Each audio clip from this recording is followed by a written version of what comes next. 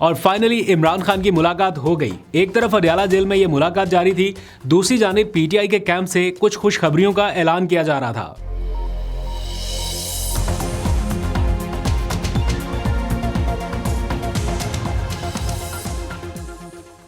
बिस्मिल्लाहिर्रहमानिर्रहीम, अस्सलाम वालेकुम। पाकिस्तान और दुनिया भर में देखने और सुनने वालों को अब्दुल कादिर का सलाम। पाकिस्तान में 10 फरवरी की रात है। अब से कुछ देर पहले कुछ अहम और गैर मामूली पेशरफ्त और कुछ डेवलपमेंट्स हो रही हैं जिनके ऐलानात पीटीआई के कैंप से किए जा रहे हैं। अगर मैं यूं कहूं कि आज पाकिस्तान तहरीक इंसाफ के कैंप का माहौल थोड़ा बदला नज़र आ रहा है, कुछ लोग थोड़ा खुश हैं, मूड थोड़ा चेंज नज़र आ रहा है, तो गलत नहीं होगा। क्योंकि आज एक तो इमरान खान से मुलाकात हो गई, 3 घंटे तक ये मुलाकात हुई और उस मुलाकात में क्या हुआ बाहर आके सिर्फ 3 जुमलों में उसका खुलासा कर दिया गया। उसकी भी डिटेल आपको बतानी है, लेकिन इससे हट के कुछ और डेवलपमेंट्स भी हो रही हैं। एक अहम और गैर मामूली किस्म का इजलास हुआ जिसमें Suhail Afridi, core commander, national security के जो मुशीर हैं वो मौजूद, और कौन कौन शरीक हुआ, वज़ीर दाखिला मोहसिन नकवी समेत। और फिर उसके बाद पीटीआई के वुज़रा बैठे और उन्होंने कौम को बताई कि ये खुशखबरियाँ हैं, ख़ास तौर पे खैबर पख्तूनख्वा के लोगों के लिए। तो उसके बारे में भी डिटेल से बात करते हैं। और इसी सारी सूरत के दौरान एक और पेशरफ्त भी है। अक़वाम मुत्तहिदा का 6 इदारों पर मुश्तमिल एक वफ़द पाकिस्तान में मौजूद रहा। वो किससे मिला और उसके बाद क्या डेवलपमेंट हुई वो भी आपको बतानी है। लेकिन ज़रा शुरू करते हैं इमरान खान से होने वाली 3 घंटे की आज की मुलाकात के हवाले से। पूरे पाकिस्तान की नज़रें इस मुलाकात पर लगी थी कि आखिर कब ये मुलाकात होगी। आखिरी मुलाकात 2 दिसंबर को हुई, उसके बाद से सबको इंतज़ार था और हमें भी सुनने में यही आ रहा था कि 8 फरवरी से पहले तो मुलाकात नहीं होगी, जो भी होगा वो 8 फरवरी के बाद होगा। और एग्जैक्टली 8 फरवरी गुजरे एक दिन हुआ और 10 फरवरी की सपहर ये मुलाकात हो गई। सुप्रीम कोर्ट के अहकामात पर यह हुआ और चीफ जस्टिस पाकिस्तान ने कुछ डायरेक्शंस दी थी इमरान खान के वकील सलमान सफदर को, अटॉर्नी जनरल को, और कहा गया था कि इमरान खान की लिविंग कंडीशन से मुतालिक उनके वकील जाके मालूमात लेके आए। तो मुकम्मल एक्सेस दी गई उनके वकील को और 3 घंटे तक वो इस मुलाकात में शरीक रहे। जिसके बाद वो बाहर निकले और उन्होंने मीडिया से कोई बातचीत नहीं की कि इमरान खान ने क्या कहा, क्या मैसेजेस कन्वे किए गए, लेकिन उन्होंने 3 जुमलों में उसका खुलासा कर दिया। नंबर 1, इमरान खान की सेहत बिल्कुल ठीक है। नंबर 2, उन्होंने बोला कि 3 घंटे तक उनको एक्सेस मिल गई और फुल एक्सेस मिली। फुल एक्सेस का मतलब ये होता है कि वो जहाँ पर रह रहे हैं, जिन कंडीशंस में रह रहे हैं, उनके पास क्या क्या फैसिलिटीज़ हैं, ये सारी चीज़ें उन्हें देखने का, जांचने का मौका मिला। गालबन ये पहले या दूसरे शख्स होंगे जिनको इमरान खान के सेल तक रसाई मिली होगी जेल सुप्रीडेंट के अलावा। पीटीआई में से अगर किसी की बात की जाए, ऑल्दो के जो बैरिस्टर गौहर हैं उन्होंने कहीं ये दावा कर रखा था, बाद में खुद ही उसकी नफ़ी कर दी थी कि नहीं, मैंने ऐसी कोई बात नहीं की। लेकिन कुछ लोगों को लगता है कि उनको एक ख़ास मौके पर एक्सेस मिली थी, गालबन 26 नवंबर को, जब वो उन्होंने कोई वीडियो बयान रिकॉर्ड करना था इमरान खान का। बहरहाल वापस आइए, आज की सिचुएशन पे बात करते हैं। उन्होंने बताया इमरान खान की सेहत ठीक है, लेकिन मैं इसके ऊपर ज़्यादा कमेंट नहीं करूँगा। अपनी रिपोर्ट जो है वो मैं सुप्रीम कोर्ट में जाके पेश कर दूँगा, तब तक मैं कोई बात ना करूँ तो ये मुनासिब होगा, ये उन्होंने कहा।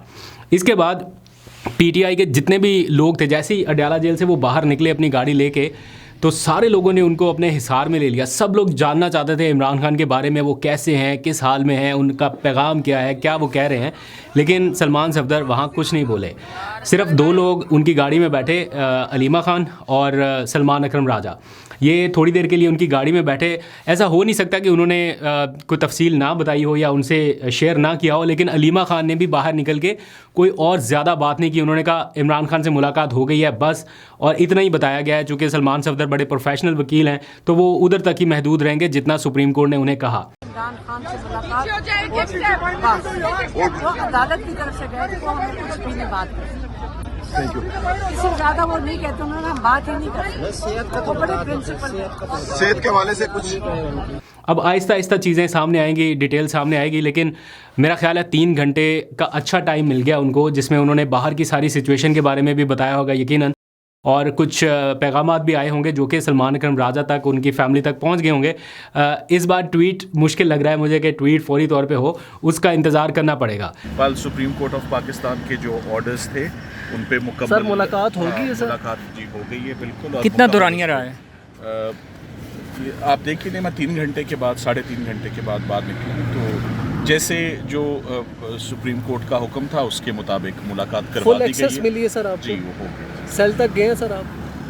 चलिए बाकी बातें आप रिपोर्ट में बताऊंगा। इस मुलाकात के होने में क्या महज सिर्फ ये है कि अदालत का, सुप्रीम कोर्ट का एक हुक्म आया और मुलाकात हो गई? कुछ लोग कहते हैं हाँ बिल्कुल ऐसा है, लेकिन कुछ लोग मैं देख रहा हूँ सोशल मीडिया पर, ख़ास तौर पे जो सुप्रीम कोर्ट को कवर करने वाले जर्नलिस्ट हैं, वो ये कह रहे हैं कि इस मुलाकात से पहले अक़वाम मुत्तहिदा के 6 इदारों पर मुश्तमिल एक नुमाइंदा वफ़द यहाँ पर मौजूद था पाकिस्तान में, और उन्होंने चीफ जस्टिस से मुलाकात भी की है, और उसके बाद ये मुलाकात भी हो गई। बहरहाल मैं इसकी बहुत ज़्यादा डिटेल नहीं जानता, इसलिए तफसील में नहीं जाते। अच्छा है, the matter of fact is this कि मुलाकात हो गई। अब इससे आगे क्या होना है? क्या कोई इमरान खान साहब ने कुछ सख्त मैसेज कन्वे कर दिया होगा, या कोई और बीच में बात है? ये तो 1-2 दिनों में अनफोल्ड होगी। लेकिन इस सारे माहौल में, एक तो अडयाला जेल के बाहर था ना कि बड़ी तादाद में लोग खड़े रहे, इंतज़ार करते रहे, कारकुनान, ISF के लोग, फैमिली, वो तिलावत वगैरह का सारा सिलसिला भी जारी रहा। लेकिन दूसरी साइड पेशावर में एक बहुत अहम और गैर मामूली इजलास जारी था। जैसे ये इजलास ख़त्म हुआ, उसके बाद PTI के लोग सामने आए कैमरों पे, और उन्होंने कहा कि ये खुशखबरी है, ये खुशखबरी है, ये खुशाइंद है, ये चीज़ें, यानी पॉजिटिव डेवलपमेंट्स के बारे में उन्होंने आप सब लोगों को बताया। कितनी पॉजिटिव है ये मैं इसलिए भी एज्यूम कर पा रहा हूँ क्योंकि पहले ये होता था कि एक साइड का नैरेटिव आता था ना, तो ऐसा लगता था कि वन साइडेड नैरेटिव है। लेकिन अब मैं इससे आगे जो आपसे बात करने जा रहा हूँ वो यूँ समझ लीजिए कि कंबाइंड नैरेटिव है, यानी मुश्तरका जो एक हिकमत अमली है या मुश्तरका जो सोच है, उसके बारे में मैं आपको बता रहा हूँ, और बहुत कंफर्म्ड ऑथेंटिक इन्फॉर्मेशन आपको दे रहा हूँ। ऐसा नहीं है कि किसी एक से सुनी सुनाई बात है, ये वो बातें हैं जिसके ऊपर इस इजलास में इत्तफाक हुआ है, और तमाम फ़रीक़ैन ने, जब मैं फ़रीक़ैन कह रहा हूँ तो आपको समझ आ जानी चाहिए। इस इजलास में वज़ीर आला सुहेल अफरीदी बैठे, इसी इजलास में कोर कमांडर, फिर कौमी सलामती के मुशीर जो हैं, गालबन वही DG ISI भी हैं if I am not wrong, फिर वज़ीर दाखिला मोहसिन नकवी और सिविल मिलिट्री के आला हुकाम जो हैं वो इस इजलास में शरीक रहे। इसमें ऑब्वियसली मुल्क जो सूबे की ख़ास तौर पे सिक्योरिटी की सूरत हाल है उसके ऊपर बातचीत हुई है, और कुछ चीज़ों के ऊपर उसूली इत्तफाक किया गया है। For example security, NFC, Peshawar में PSL कराने के हवाले से, और बहुत सारे और इश्यूज़ पर ऐसा लग रहा है कि सिविल हुकूमत और जो दूसरा फ्रीक है वो बिल्कुल सेम पेज पे नज़र आए, जो कि खुशाइंद है। जो नैरेटिव इस टाइम सामने आया है, कंबाइंड नैरेटिव, जिसके ऊपर सबका इत्तफाक है, वो ये सबसे पहली बात कि वज़ीर आला ने अपनी ज़ाती या सियासी वाबस्तगी से बालातर होकर सूबे के मुफाद को मुकद्दम रखा।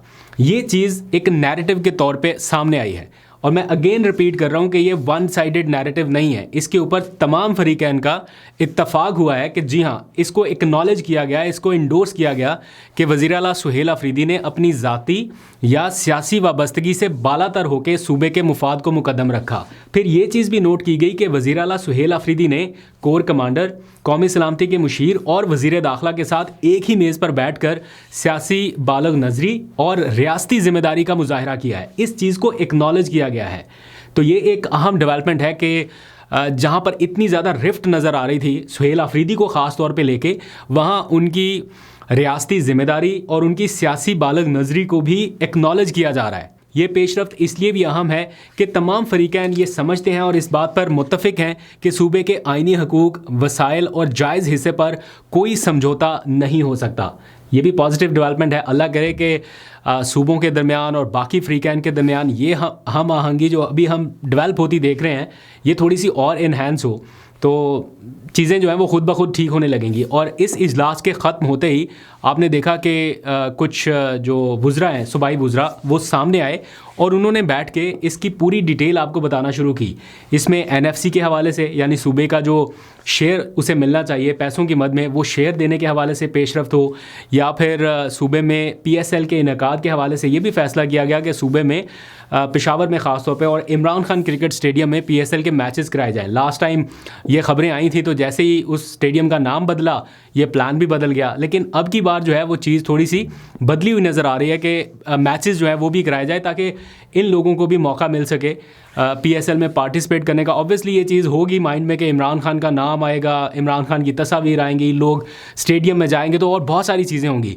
इस बात के कतई नज़र इस बात पर इत्तफाक किया गया। तो सूबे की जो आला क़यादत है वो बहुत सारी चीज़ों के ऊपर अब ऑन बोर्ड आती दिखाई दे रही है, जो कि एक पॉजिटिव डेवलपमेंट है आने वाले दिनों के लिए। उधर इमरान खान से मुलाकातें और इधर ये सारा कुछ। और सबसे बड़ी खुशखबरी पेशावर के लिए, खैबर पख्तूनख्वा के लिए, कि PSL इस बार जो है पेशावर में मुनक्किद होगा। उसके मैचेस कराए जाएंगे। PSL की तारीख में पहली दफ़ा हो रहा है।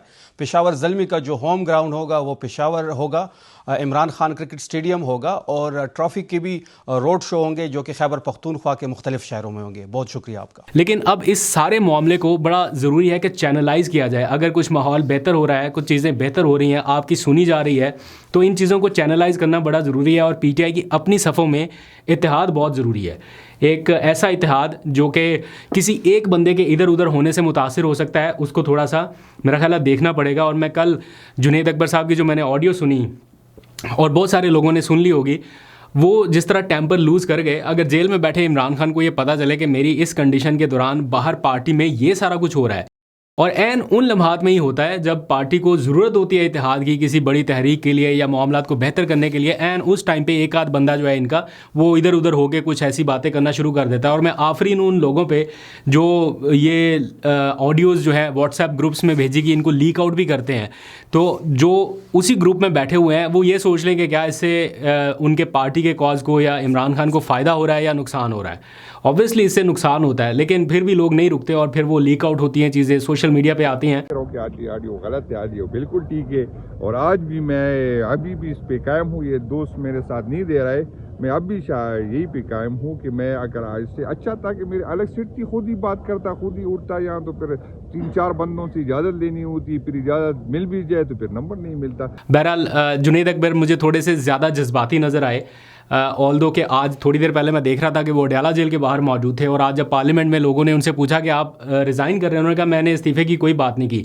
लेकिन जब आप अलल ऐलान ये कहते हैं कि मैं पार्टी के चीफ विप को भी नहीं मानता, उस चीफ विप को जिसको इमरान खान ने बनाया, वो कहते हैं मैं पार्टी के पार्लिमानी लीडर को भी नहीं मानता, उस पार्लिमानी लीडर को जिसको नामजद इमरान खान ने किया, मैं पार्टी की कोर कमेटी को नहीं मानता, पार्लिमानी कमेटी को नहीं मानता, तो ये सारा कुछ इंडोर्स किया गया है इमरान खान की जानिब से। और अगर आप नहीं मानते और आप कहते हैं कि मैं स्पीकर से कहूँगा कि मुझे आज़ाद हैसियत में दे दिया जाए सिर्फ इसलिए कि आपको बोलने का मौका नहीं मिला, जो कि मिलना चाहिए, सबका राइट है, सबको मिलना चाहिए। मेरा ख्याल है चीफ विप साहब को इन चीज़ों को काउंटर करना चाहिए कि ऐसा ना हो कि हर बार चंद लोग ही बोलें, पार्टी के बाकी लोगों को भी ये अपॉर्चुनिटी मिलनी चाहिए।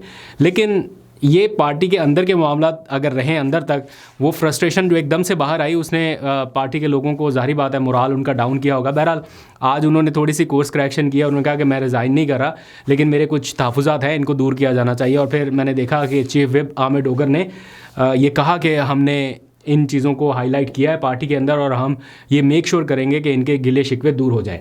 बहरहाल आज के जो दिन की मेन हाइलाइट्स थी वो इमरान खान से मुलाकात और सिक्योरिटी इदारों की ये बहुत अहम ब्रीफिंग, और इसके आउटकम जो हैं वो बहुत अच्छे निकले हैं, बहुत पॉजिटिव है। अल्लाह करे कि ओवरऑल मजमूई तौर पर भी जैसे सूबे के वज़ीर आला के साथ चीज़ों के ऊपर ऑन बोर्ड आया जा रहा है, इस तरह मुल्क की सबसे बड़ी सियासी जमात के साथ भी चीज़ों को अगर हैंडल कर लिया जाए, चीज़ों को दुरुस्त कर लिया जाए, तो बहुत सारे मामलात, ये पोलराइजेशन कम हो सकती है। पॉजिटिव रहते हैं, दुआ करते हैं कि सब अच्छा हो। अभी तक के लिए इतने, अपना फीडबैक ज़रूर दीजिएगा, अपना बहुत सा ख्याल रखिए। अल्लाह हाफिज़।